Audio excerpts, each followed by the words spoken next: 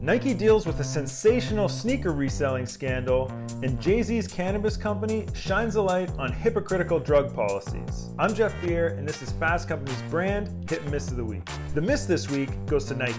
In one of the weirder business stories in recent memory, the vice president and general manager of Nike's North American division, Ann Hebert, a 25-year veteran of the company, was forced to resign this week thanks to questions about possible ties to her 19-year-old son's sneaker resale business and whether he used a credit card in her name for his company. All right, let's back it up here. Last week, Bloomberg published a great story about how the sneaker reselling business had skyrocketed over the past year.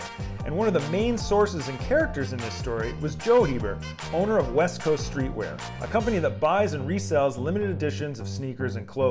Now, Hebert didn't just sell Nikes, but did boast about using software and other means to get first dibs on rare sneaker drops, including Nikes. This is a guy whose mom essentially runs Nike's sneakers app.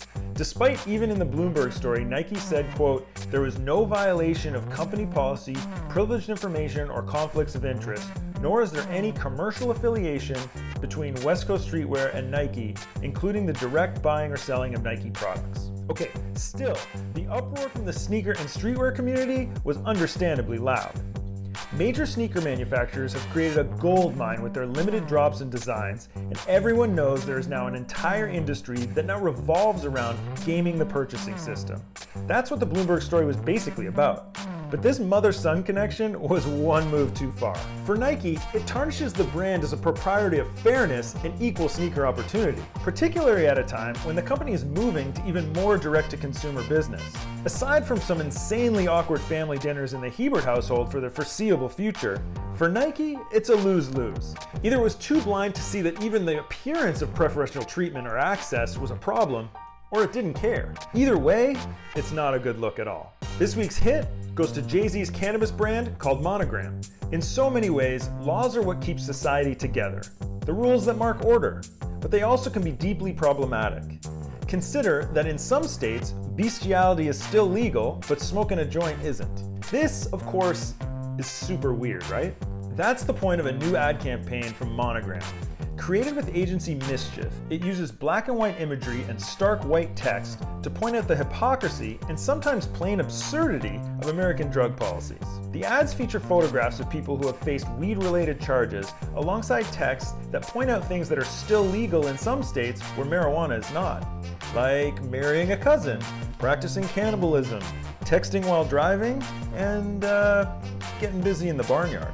Marijuana is legal for medicinal purposes in 35 states and recreational use in 15 states. But just because something is legal doesn't make it equitable. In a statement, Jay-Z said, quote, "Cannabis laws are out of date and disproportionately cruel and punishing when compared to the rest of the legal code. We still don't have proper regulation for texting and driving in Missouri, but staying home and smoking weed will get you locked up." Now, the gap between those who are profiting off legal cannabis and the communities disproportionately impacted by its criminalization is something that Evan Goldberg and Seth Rogen acknowledged in rolling out their own cannabis brand, Houseplant, stateside this week. The whole reason we've been so fortunate with this company is because of where we're from and being able to cultivate this life around cannabis that other people haven't.